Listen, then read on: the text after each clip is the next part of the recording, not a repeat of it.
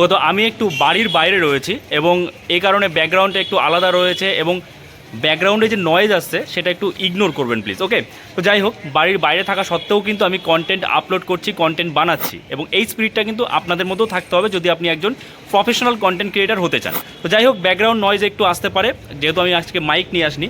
তো যেই বিষয়টা সম্পর্কে আলোচনা করব সেটা হচ্ছে প্রোফাইল ইস্যু। ফেসবুকে আপনাদের যে প্রোফাইল ইস্যু আসছে সেটার কারণ কি? কন্টেন্ট মনিটাইজেশন আপনি পাচ্ছেন না, কারণ কি? প্রোফাইল ইস্যু আছে। তাহলে প্রোফাইল বা পেজে যে কোনো রকম যে ইস্যু আসছে সেটা যাতে না আসে সেটা কিভাবে করবেন আপনি? দেখুন, ব্যাকগ্রাউন্ড নয়েজ একটু ইগনোর করবেন, এখানে অনেক নয়েজ। তো যাই হোক, সেটা আপনারা কীভাবে করবেন আমি একটু তাড়াতাড়ি বলে দিই। আমি সাইডে স্ক্রিন শেয়ার করছি, এটা এখান থেকে আপনারা সব বুঝতে পারবেন। দেখুন, আপনারা প্রথমে চলে যাবেন আপনাদের ফেসবুকের যে প্রোফাইল রয়েছে, প্রোফাইল আইকন, সেই প্রোফাইল আইকনে যাবেন। প্রোফাইল আইকনে যাওয়ার পরে তারপরে আপনারা যাবেন সেটিংস অ্যান্ড প্রাইভেসিতে। ঠিক আছে, তো সেটিংস অ্যান্ড প্রাইভেসিতে যাওয়ার পরে চলে যাবেন সেটিংসে। ওকে, আচ্ছা, সেটিংসে আসার পরে আপনাদের সামনে ঠিক এরকম একটা ইন্টারফেস ওপেন হবে। এবার আপনারা স্ক্রল করবেন। স্ক্রল করার পরে আপনারা এখানে দেখতে পাবেন কন্টেন্ট প্রেফারেন্সেস, দেখতে পাচ্ছেন নিচে কন্টেন্ট প্রেফারেন্সেস।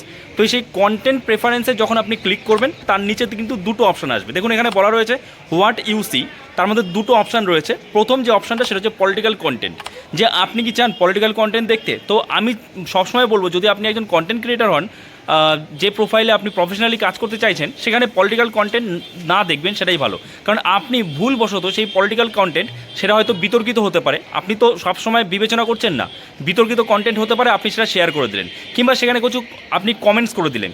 তো সবথেকে ভালো সেই পলিটিক্যাল কন্টেন্ট না আসা। যদি আপনার পলিটিক্যাল কন্টেন্ট দেখতে ভালোই লাগে তাহলে আপনি কি করতে পারেন, আপনি একটা সেকেন্ড প্রোফাইল খুলতে পারেন। কিন্তু যে প্রোফাইলে বা যে পেজে আপনি কাজ করছেন সেখানে আপনার প্রফেশনালি কাজ করতে হবে।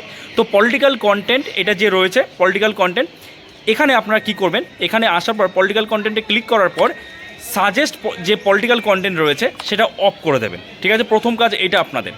দ্বিতীয়ত কাজ যেটা, সেটা হচ্ছে আবার চলে আসবেন ব্যাক করে আসার পরে দেখুন পলিটিক্যাল কন্টেন্টের নিচে রয়েছে সেটা হচ্ছে সেন্সিটিভ কন্টেন্ট। তো এবার সেন্সিটিভ কন্টেন্টে আপনারা কী করবেন, এখানে আবার ক্লিক করবেন। সেন্সিটিভ কন্টেন্টে ক্লিক করে আপনি শো লেস করবেন। শো লেস সিলেক্ট করে নিচে দেখুন সেভ অপশান রয়েছে, আপনি সেভ করে দেবেন। এতে কী হবে, আপনি কিন্তু অনেকটাই সেফ থাকবেন।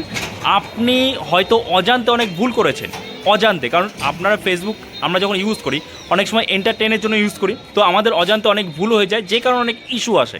আমাদের যে প্রোফাইল বা আমাদের যে পেজ, সেই পেজে ভিডিওতে ভালো ভিউজ আসছে, ফলোয়ার্স আছে, কিন্তু তাও কন্টেন্ট মনিটাইজেশন পাচ্ছি না, কারণ কোনো ইস্যুর কারণে।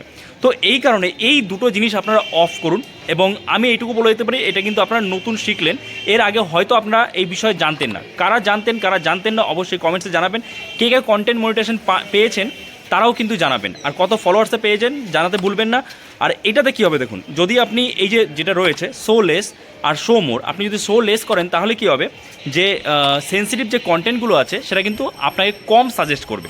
আর সেন্সিটিভ কন্টেন্ট কিন্তু আপনার জন্য খারাপ। কেন? কারণ সেন্সিটিভ কন্টেন্ট, ওই একই কথা বলবো, যে আমরা যখন এন্টারটেনমেন্ট পারপাসে ফেসবুকটা ইউজ করছি তখন সেন্সিটিভ কন্টেন্টগুলো বাই চান্স আমি তো বুঝতে পারছি না, ধরুন আপনি তো সবসময় বিবেচনা করবেন না কোনটা সেন্সিটিভ হবে, কোনটা নর্মাল কন্টেন্ট হবে। তো সেই সেন্সিটিভ কোনো একটা কন্টেন্ট কোনটা ফেসবুকের নজরে সেন্সিটিভ হবে এটাও বিবেচনা করা অসম্ভব। তো তখন সেই কন্টেন্টগুলো যখন আসবে, আপনি জাস্ট এখানে একটা কোনো কমেন্টস করে দিলেন বা আপনি শেয়ার করে দিলেন সেই কন্টেন্টটা, সেটার এফেক্ট মানে ব্যাড এফেক্ট কিন্তু আপনার ভিডিওর ওপরে পড়বে, আপনার প্রোফাইলের উপরে পড়বে, আপনার পেজের উপরে পড়বে। আপনার প্রোফাইলের রিচ কমে যাবে, আপনার পেজের রিচ কমে যাবে, কিংবা ভিডিওতে অনেক ভিউজ থাকা সত্ত্বেও আপনি কন্টেন্ট মনিটাইজেশন পাবেন না। কী বললাম বোঝা গেলো? আশা করি বুঝতে পেরেছেন। তো এই ভিডিওটা এখানেই শেষ করছি। যদি এই ভিডিওটা আপনার জন্য হেল্পফুল হয়ে থাকে অবশ্যই একটা লাইক করে দেবেন। চ্যানেলে নতুন হয়ে থাকলে চ্যানেলটাকে সাবস্ক্রাইব করে আমাদের পাশে থাকবেন। তো চলুন, দেখা হচ্ছে নতুন কোনো ভিডিওতে। সবাই ভালো থাকবেন।